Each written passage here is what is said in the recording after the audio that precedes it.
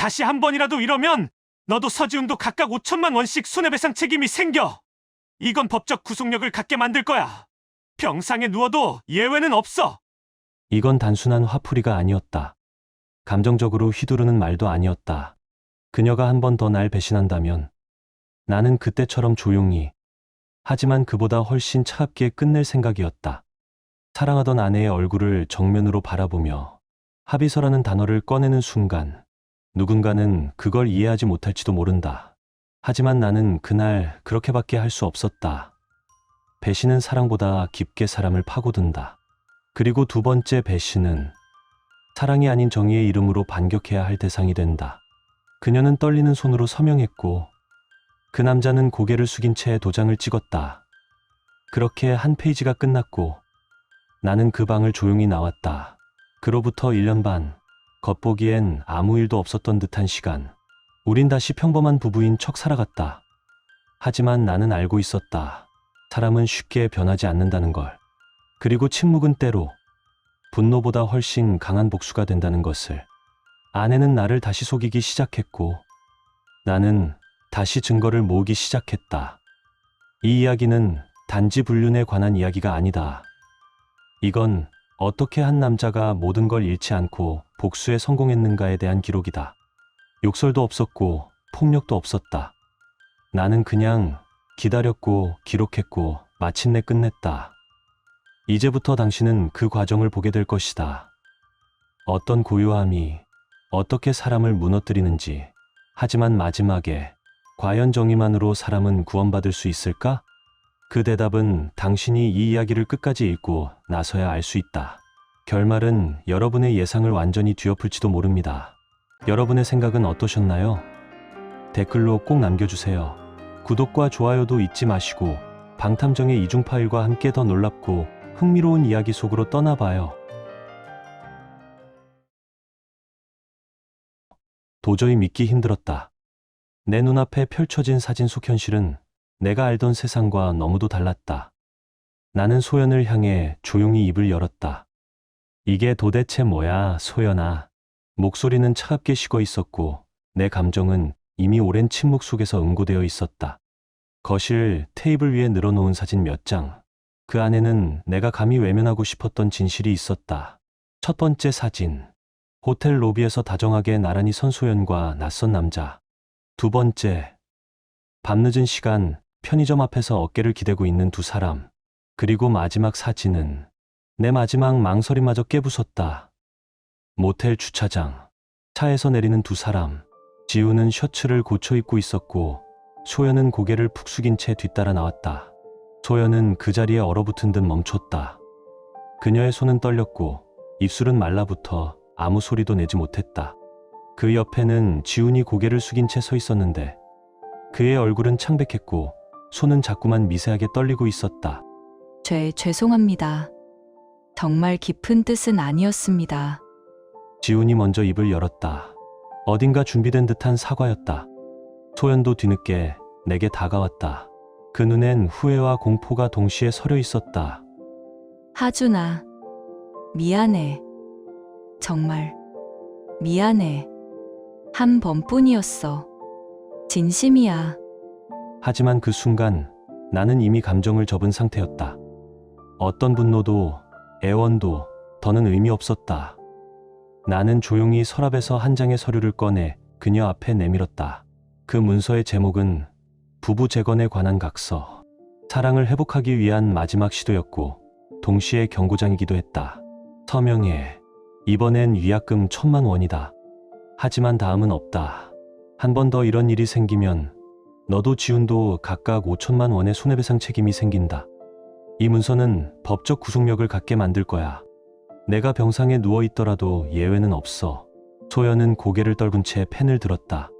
사인하는 손이 뚝뚝 떨렸다. 지훈도 조용히 도장을 찍었다. 눈가에 고인 눈물이 그저 자신의 어리석음을 후회하는 흔적처럼 보였다. 그 말 이후 나는 방을 나왔다. 남겨진 건 차가운 공기, 그리고 흐느끼는 소연의 숨소리뿐이었다. 그로부터 1년 반, 표면적으로는 아무 문제도 없는 가정처럼 보였다. 소연은 매일 아침 내 출근을 챙기고 저녁이면 반갑게 인사를 건넸다. 우리는 사람들 눈에 그저 평범한 부부처럼 보였다. 하지만 나는 그날의 감정을 단 한순간도 잊은 적이 없다. 아니, 잊을 수가 없었다. 그날 밤, 모든 것을 목격한 그 순간부터 내 안에 있던 무언가가 무너졌고, 동시에 전혀 다른 것이 자라나기 시작했다. 사랑도, 신뢰도 아니었다. 그건 증오였고, 그보다 더 깊은 어둠, 복수였다. 나는 다짐했다. 소연이 다시 한번 나를 배신한다면 그땐 어떤 감정도 없이 모든 걸 끝내겠다고. 그 후로 나는 그녀의 사소한 변화에도 민감하게 반응하기 시작했다. 그녀는 스마트폰에 잠금을 걸었고 화장은 점점 진해졌으며 회식이 늘어났다. 그리고 무엇보다 그녀의 미소엔 거리감이 생겼다. 그건 그냥 웃음이 아니라 무언가를 감추는 사람의 표정이었다. 나는 아무 말도 하지 않았다. 그저 침묵 속에서 천천히 준비해 나갔다. 소연은 몰랐을 것이다. 내 침묵이 분노의 또 다른 형태였다는 것을. 나는 소파에 앉아 테이블 위에 펼쳐놓은 각서 4번을 바라봤다. 그 서류엔 또렷한 서명과 도장이 있었고 법적으로도 유효한 문서였다. 나는 그 위를 손끝으로 천천히 짚으며 중얼거렸다. 2번은 없다. 그 말에는 아무런 감정도 실리지 않았다. 오히려 그 냉정함이 나를 더 명확하게 보여주는 듯했다. 복수는 이미 그때부터 시작된 것이었는지도 모른다. 겉으론 모든 것이 제자리로 돌아간 것처럼 보였지만 우리의 일상은 어디까지나 껍데기였다. 아침엔 서로 인사를 나누고 저녁이면 식탁에 마주 앉았지만 그 안엔 따뜻함도 온기도 아무 감정도 담겨 있지 않았다. 내 침묵은 단순한 무관심이 아니었다. 그건 소연이 상상할 수 없는 종류의 분노였고 그녀와 나 사이를 가르는 차가운 벽이었다. 소연은 가끔 그런 내 등을 멍하니 바라보곤 했다. 그녀의 시선 속엔 혼란이 엿보였고 입술은 바르르 떨리고 있었다. 내가 잘못한 거니까? 하지만 왜 이렇게 아무 말도 안 할까? 마치 그렇게 혼잣말하듯 그녀는 나를 이해하려 애쓰는 척했다. 그러던 어느 날 밤, 조용히 충전 중이던 그녀의 스마트폰 화면에 알림 하나가 떴다. 요즘 잘 지내시죠? 이상한 뜻은 없어요. 그냥 갑자기 생각나서요. 보낸 사람의 이름, 서지훈. 그 이름이 화면 위에 떠오른 순간 나는 고개를 돌려 눈을 감았다. 놀랍지도 않았다. 그저 예상보다 조금 이른 시점이었다고 느껴졌을 뿐이다. 소연은 아무런 답장 없이 그 메시지를 읽음 처리했다. 그러나 그날 밤 그녀는 뒤척이며 좀처럼 잠들지 못했다. 다음 날 아침 그녀는 평소보다 이른 시간에 거울 앞에 섰다.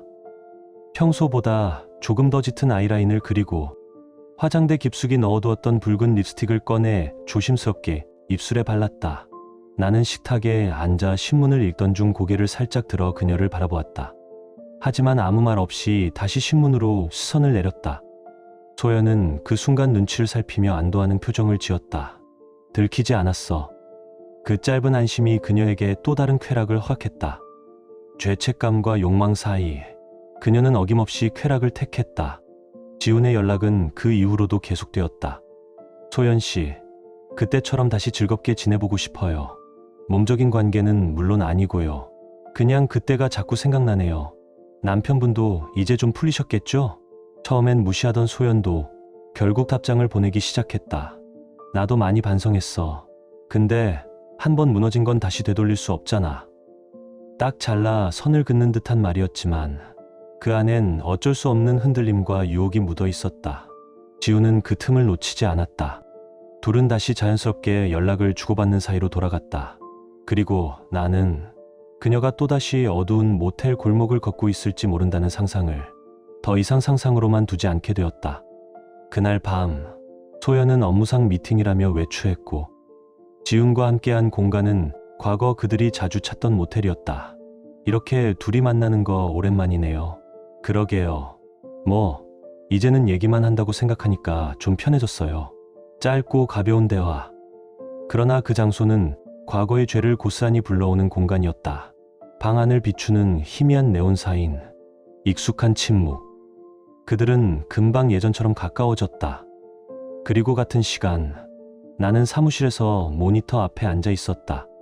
소연의 스마트폰은 일정 주기로 자동 백업되도록 설정돼 있었고 그 데이터는 내 개인 서버로 전송되고 있었다. 그녀는 모를 것이다.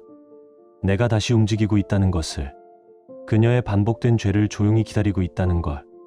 GPS 기록엔 익숙한 주소들이 찍히기 시작했다.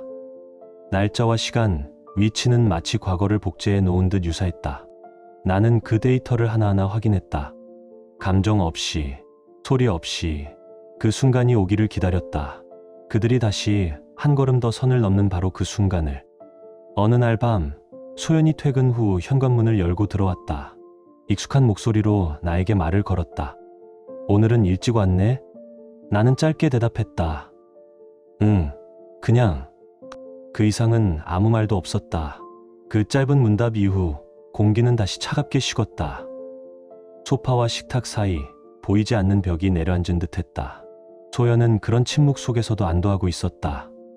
그녀는 속으로 생각했을 것이다. 들키지 않았어, 괜찮아.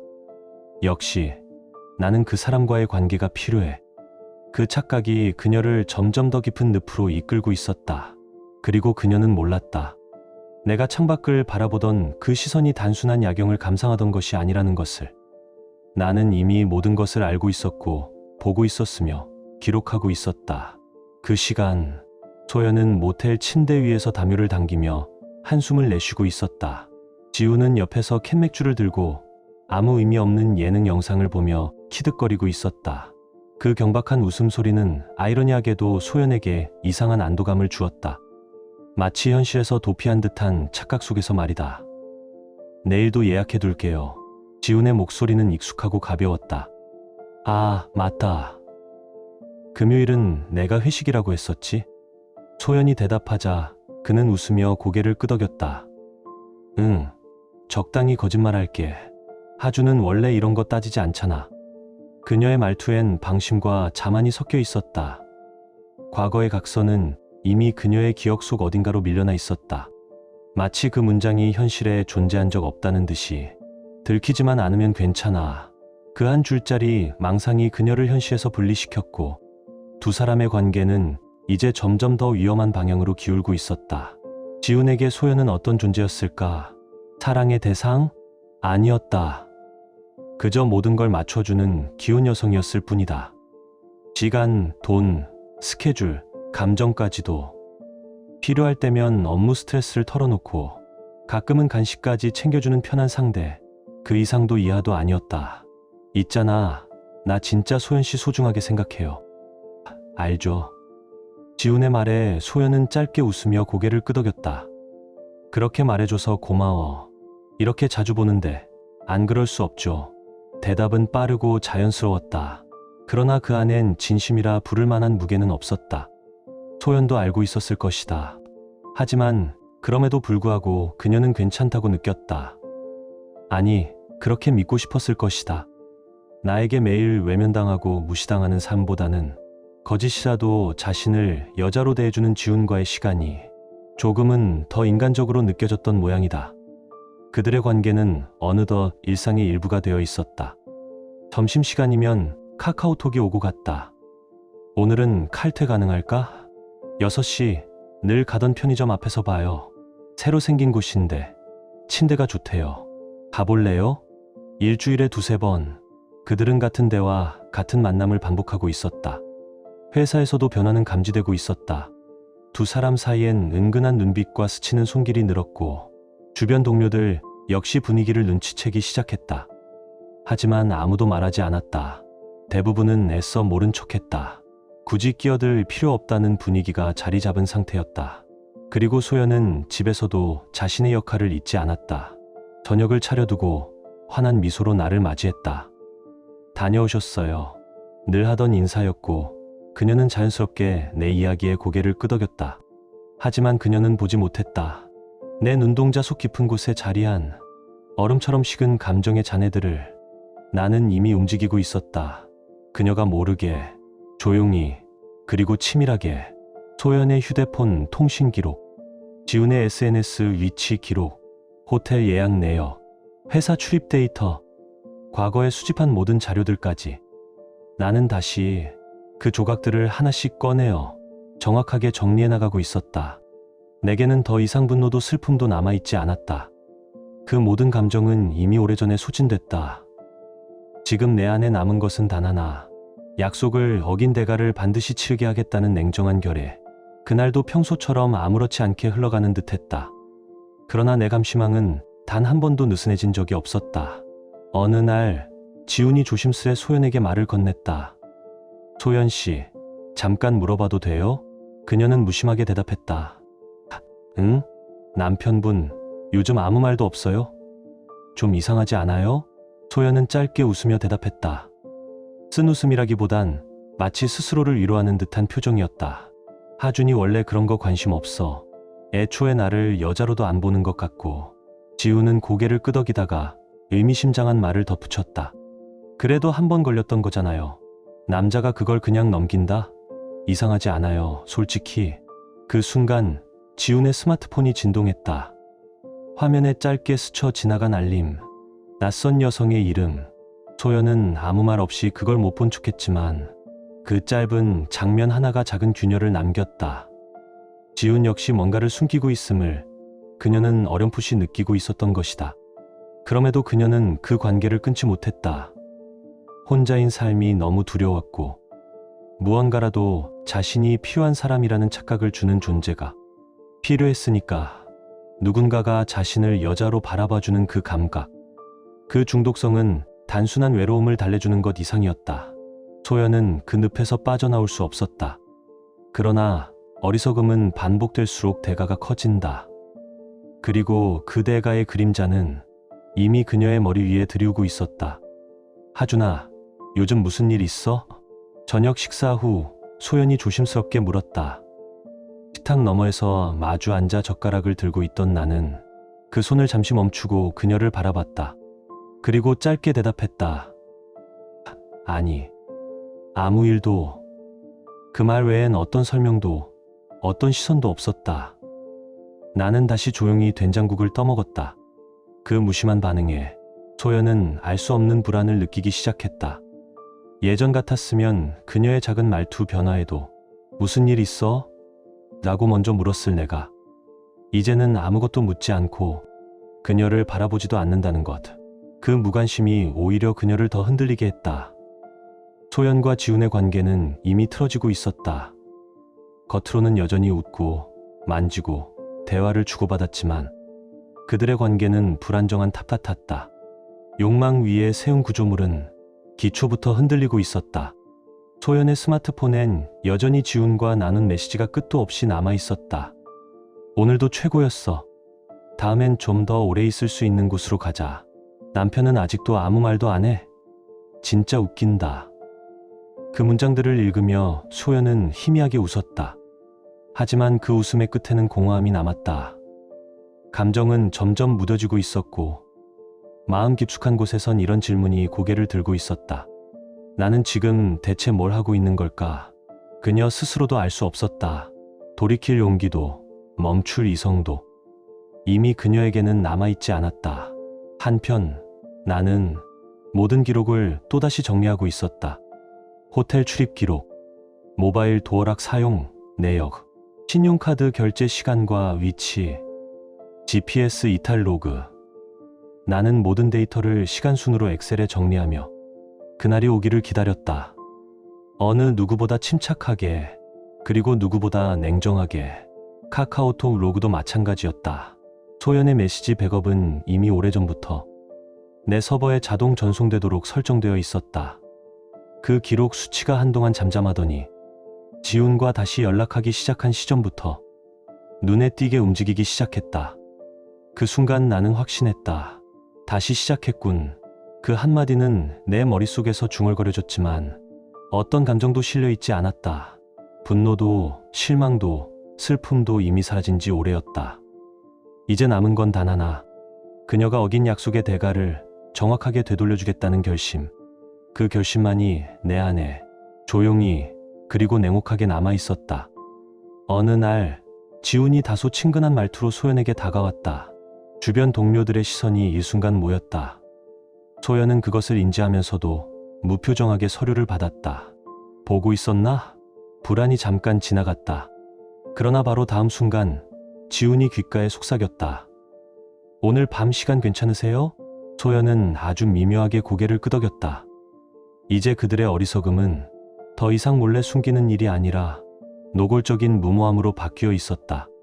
하지만 그 순간마저 이미 기록되고 있었다. 나는 회사 내 감찰팀에 비공식적으로 조사를 의뢰했고 그날 보고 메일 한 통을 받았다. 윤소연 씨와 서지훈 씨, 업무 외 개인적 서류 교환 및 사적 접촉 다수 확인, 복수의 직원에 의해 유사한 제보 존재. 나는 그 문장을 다 읽은 후 조용히 폴더를 닫았다. 그날 밤 소연이 샤워 중일 때 나는 그녀의 스마트폰을 집어들었다. 잠금은 이미 풀려 있었고 화면엔 카카오톡 미확인 메시지가 하나 떠 있었다. 이번엔 여행 한번 가보실래요? 나는 화면을 스크린샷으로 저장한 뒤 USB에 백업했다. 그 동작에 어떠한 감정의 흔들림도 없었다. 이제 남은 건 단 하나의 조각뿐이었다. 그리고 그 순간 내 안엔 한치의 흔들림도 없이 모든 걸 끝낼 준비가 완료되어 있었다. 며칠 후 소연의 사무실로 한 통의 내용 증명 등기가 도착했다. 수신인은 윤소연, 발신일란에는 내 이름 정하준이 적혀 있었다. 소연은 그것을 받는 순간 손끝에서 핏기가 사라졌다. 봉투의 묵직한 무게가 현실이라는 이름의 망치처럼 그녀를 내리쳤다. 그 안엔 이렇게 적혀 있었다. 합의서에 따라 불륜의 재발이 확인되었기에 위약금 5천만 원의 지급을 청구합니다. 첨부된 증거는 압도적이었다. 카카오톡 메시지 대화 내역, 호텔 출입 기록, GPS 위치 추적 기록, 사내 감찰팀의 공식 보고서. 소연은 그 자리에서 주저앉을 뻔했다. 설마 이 정도까지 모든 게 확보돼 있을 줄은 몰랐던 것이다. 자신의 어리석음을 지나치게 가볍게 생각해왔던 것을 그제서야 뒤늦게 깨달은 듯했다. 들키지만 않으면 괜찮아. 그 달콤한 착각이 결국 모든 것을 무너뜨렸다. 같은 날 지훈의 책상 위에도 똑같은 내용 증명 우편이 도착했다. 봉투를 열자마자 그의 얼굴은 벌겋게 달아올랐고 당황한 듯 주변을 의식하며 벌떡 일어섰다. 이게 뭐야? 합의서? 그때 그거 진짜였어? 손에 들린 문서엔 윤소연과의 관계를 증명하는 수많은 증거들이 첨부되어 있었다. 서명과 도장, 법무법인의 명칭까지 적힌 공식 법정 문서였다. 그 순간부터 사내 분위기는 급속히 얼어붙기 시작했다. 인사팀장이 지훈을 회의실로 불러들였고 소연도 별도로 면담 대상이 되었다. 이번 건은 명백한 사적공적 혼용입니다. 게다가 직급 차가 있는 직원 간의 관계라면 추가로 성희롱 혹은 윤리 규정 위반까지 적용될 수 있습니다. 냉담하게 전해지는 현실. 그리고 소문은 순식간에 사무실 전체로 퍼져나갔다. 역시 둘이 그랬던 거구나. 예전에도 비슷한 얘기 나오지 않았어? 지훈, 원래 여자들이랑 좀 얽혔다더라. 속삭이는 험담, 서늘해진 시선, 도망칠 곳은 어디에도 없었다. 장난하냐, 소연아? 사무실 한 구석, 지훈이 낫지 않은 목소리로 소연을 몰아붙였다. 남편한테 안 들켰다며 왜 나까지 이런 꼴 당해야 되는데. 그의 분노 섞인 목소리가 플로어에 울려 퍼지자 여러 명의 직원들이 고개를 돌렸다. 내가 처음 연락한 건 당신이었잖아. 장난처럼 다시 다가와 놓고 이제 와서 그딴 말? 소연도 이성을 잃고 외쳤다. 한때 달콤했던 그 관계는 이제 추악하고 볼품없는 싸움으로 바뀌어 있었다. 둘은 사내 분위기마저 파괴했고 회사로부터의 신뢰도 완전히 잃었다. 그리고 그날 오후 두 사람에게 통보가 내려졌다. 이번 사안은 중대하게 판단되었으며 사내 윤리 규정에 의거해 양측 모두에게 퇴직 권고를 시행합니다. 사실상의 해고였다. 그날 밤 내 스마트폰이 조용히 진동했다. 화면엔 변호사로부터의 메시지가 도착해 있었다. 정하준님, 청구 수령 확인 및 정식 대응 의사는 확인되었습니다. 후속 절차도 예정대로 진행하겠습니다. 나는 짧게 확인했습니다 라고만 답하고 스마트폰을 테이블 위에 엎어두었다. 조용한 거실엔 TV 소리도 없고 단지 벽시계 초침 소리만이 공간을 채우고 있었다. 거기엔 감정이 없었다. 단 하나, 정의가 집행되는 소리만이 맴돌고 있었다. 윤소연 씨, 서지훈 씨, 양측 모두에게 위약금 5천만 원의 지급을 공식 청구합니다. 로펌 변호사의 침착한 목소리가 회의실에 조용히 퍼졌다. 소연의 얼굴은 핏기가 완전히 사라졌고 지우는 주먹을 쥔 채 입술을 물고 있었으며 이마엔 식은땀이 맺혀 있었다. 5천만 원이라고요? 이건 농담 아니에요? 고작 바람 피운 걸로 그 정도 금액이라뇨. 지훈의 목소리는 떨리고 있었다. 하지만 변호사는 어떤 감정도 섞지 않은 채 합의서 사본을 조용히 책상 위로 밀어놓았다. 이것은 과거 불륜사실이 발각되었을 당시 양측이 서명한 합의서입니다. 서명, 인감, 증인 기록까지 포함되어 있어 법적으로 유효합니다. 장난으로 쓴 거잖아요. 이런 걸 진짜로 재판에 가시겠다면 그렇게 주장하셔도 됩니다. 다만 법원은 이걸 장난으로 받아들이지 않습니다. 그 말은 칼날처럼 두 사람을 찔렀다. 소연은 더 이상 어떤 말도 할 수 없었다. 정하준의 차가운 눈빛은 여전히 뇌리에 박혀 있었다. 한 번은 용서받았다. 하지만 두 번째는 진짜 없었다. 해고 처분은 이미 확정된 상태였다. 사내 명단에는 두 사람의 이름이 주의 대상자로 분류되었고 관련 협력사에도 그 정보는 공유되었다. 봤어? 윤소연. 울면서 나갔대. 서지우는 여전히 성질 부리고 있었다던데. 진짜 한심해. 회사 복도엔 이제 더는 그들을 위한 자리는 없었다. 한때 함께 웃던 동료들은 아무런 연민도 보이지 않았다. 소연과 지우는 스스로의 어리석음으로 직장마저 잃은 것이다. 퇴직금은 거의 지급되지 않았다. 그들의 해고 사유는 중대한 윤리 위반이었기에 어쩌다 이렇게 된 거지. 소연은 공원 벤치에 앉아 중얼거렸다. 거주하던 오피스텔은 퇴거 조치되었고 친구들은 연락을 끊었다. 가족에게 고개를 숙이고 돌아갔지만 아버지는 부끄러운 짓 하고 돌아오지 말라는 한마디로 쫓아냈다. 통장엔 위약금 납부를 위해 깎여나간 잔액만이 남아있었다. 변호사 비용, 위약금, 이사비, 그 어떤 미래도 그려지지 않았다. 지훈에게도 연락을 시도해봤지만 돌아온 건 단 한 줄의 메시지뿐이었다. 그만해. 나랑은 끝났어. 한편 나는 모든 사후 처리를 차분히 정리하고 있었다. 입금 확인했습니다.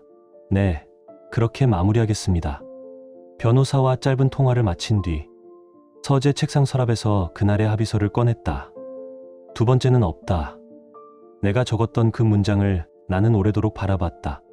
화를 내지도 따지지도 않았다. 나에게 처벌이란 침묵 속에서 상대를 지옥 끝으로 끌어내리는 일이었다. 차갑게, 확실하게, 그리고 단 한 줌의 자비도 없이. 그 방식은 어쩌면 잔인해 보일 수도 있다. 그러나 내게 그것은 정이었다. 며칠 후 외출을 마치고 돌아오던 길, 우편함에 낡은 봉투 하나가 꽂혀 있었다. 보낸 사람은 윤소연. 구겨진 봉투엔 급하게 쓴 흔적이 역력했다. 안에는 단 한 장의 편지가 들어 있었다. 미안해요. 정말 너무 어리석었어요. 당신이 그때 날 용서해줬던 그 의미를 나는 정말 아무것도 몰랐어요. 이제 와서 할 수 있는 건 그저 사과뿐이에요. 제발 다시 시작할 수 있다면. 나는 그 편지를 접었다. 아무 말 없이 그저 쓰레기통에 넣었다. 그게 내가 내린 유일하고도 명확한 대답이었다. 과거에 대한 미련도 감정도 이제는 남아있지 않았다. 내 삶은 이미 전혀 다른 방향으로 걸음을 옮기고 있었다. 소연은 지금 편의점 뒷골목에 놓인 오래된 벤치에 앉아 있었다. 식지 않은 삼각김밥을 손에 든 채 천천히 입에 넣는다. 늦여름의 바람이 싸늘했다. 얇은 가디건 하나로는 몸도 마음도 따뜻해지지 않았다. 손에 쥔 스마트폰 화면을 본다. 배터리는 3% 남았고 알림은 0점. 카카오톡, 문자, 통화 기록. 어디에도 누구에게도 연결되어 있지 않았다. 예전엔 남편에게, 동료에게, 지훈에게 늘 누군가와 이어져 있었다. 하지만 지금은 모든 인연이 끊겨 있었다. 그때 돌아섰더라면. 그 말은 숨처럼 흘러나왔고 곧 찬바람에 흩어졌다. 부모에게는 의절당했고 친구들은 등을 돌렸으며 살던 집에서는 내쫓겼다. 이력서에 적힌 전 직장 이력은 되려 그녀를 가로막았다. 유일하게 얻은 미화 아르바이트도 이번 달 말로 계약이 종료된다. 식어버린 삼각김밥을 손에 든 채 소연은 고개를 떨궜다. 이젠 더 이상 눈물조차 나오지 않았다. 다만 자신이라는 존재가 세상 모든 곳에서 외면당했다는 사실을 몸 깊숙한 곳에서 뼈저리게 느끼고 있었을 뿐이다. 한편 서지우는 역 앞 PC방 단칸방에서 컵라면 물이 끓기를 기다리고 있었다. 단기 알바만 전전하고 보증인도 없는 그는 이제 떠돌이에 가까웠다. 젠장, 왜 나만 이래야 돼? SNS를 열어도 예전의 팔로워는 거의 다 사라졌다. 여자들은 모두 연락을 끊었고 남자 친구들조차 또 그 짓이냐 며 등을 돌렸다. 재취업은커녕 불륜과 징계해고라는 소문은 업계 전반에 퍼져 있었고 면접조차 통과되지 않았다. 편의점 영수증을 멍하니 바라보다 문득 윤소연의 얼굴이 떠올랐다. 그 인간 지금쯤 뭐 하고 있을까? 잠깐이라도 연락을 해볼까 하는 자신의 생각에 혐오감이 들었고 지우는 컵라면 뚜껑을 힘껏 눌러 덮었다. 진짜 한심하네. 그 무렵 나는 거래처와의 저녁 식사를 마치고 식당을 나서는 길이었다. 함께 자리했던 사람은 같은 업계에서 일하는 여성 장유진. 나보다 약간 어린 그녀는 지적이고 차분한 인상을 가진 사람이었다. 오늘 함께해 주셔서 감사합니다. 아니요, 제가 더 즐거웠어요. 일 이야기 빼고 이렇게 대화한 게 참 오랜만이라서요. 우리는 조용히 나란히 밤의 인도를 걸었다. 그녀가 문득 물었다. 정하준 팀장님, 이혼하셨다고 들었는데 괜찮으셨어요? 나는 아주 짧게 웃으며 말했다. 네, 괜찮습니다. 이미 오래된 일이니까요. 한 번은 용서했었죠. 하지만 사람은 쉽게 변하지 않더군요. 그렇군요. 유진은 고개를 살짝 끄덕였다. 나는 그녀의 옆모습을 조용히 바라봤다. 하지만 지금은 새로운 시간이 있잖아요. 그거면 충분해요. 땅의 불빛이 점점 멀어지고 우리의 그림자는 길게 늘어나고 있었다. 귀가 후 나는 거실 소파에 앉아 위스키 한 잔을 들었다. 문득 그때의 합의서가 떠올랐다. 소송까지 가지도 않았고 모든 건 내가 세운 계획대로 끝났다. 누구에게도 소리치지 않았고 그 어떤 욕설도 없었다. 그저 조용히 정확하게 두 사람을 파멸로 끌어냈다. 두 번째는 없다. 그건 내가 직접 썼던 문장이었다. 그리고 지금도 그 문장은 가슴 어딘가에 남아 있었다. 하지만 그 말에 담긴 감정은 이미 과거의 것이었다. 나는 잔을 입에 대며 유진의 잔잔한 미소를 떠올렸다. 믿는 건 어렵지만 앞으로 나아가는 건 가능하다. 불륜을 저지른 자는 무너졌고 배신당한 나는 복수를 완수했으며 그리고 조용히 앞을 바라봤다. 이것이 인과응보. 이것이 내가 선택한 삶의 결말이었다. 그날 밤 봉투를 꺼낸 건 소연이었다. 구겨지고 눅눅해진 종이 위엔 그녀의 손글씨가 엉망으로 적혀 있었다. 미안해요. 정말 너무 어리석었어요. 당신이 한번 나를 용서해줬던 그 의미를 나는 끝까지 이해하지 못했어요. 이제 와서 할 수 있는 건 사과뿐이에요. 만약 다시 시작할 수 있다면 단 한 번만이라도. 나는 그 편지를 읽었다. 한 글자도 놓치지 않고 처음부터 끝까지. 그 후 편지를 천천히 접어 쓰레기통에 넣었다.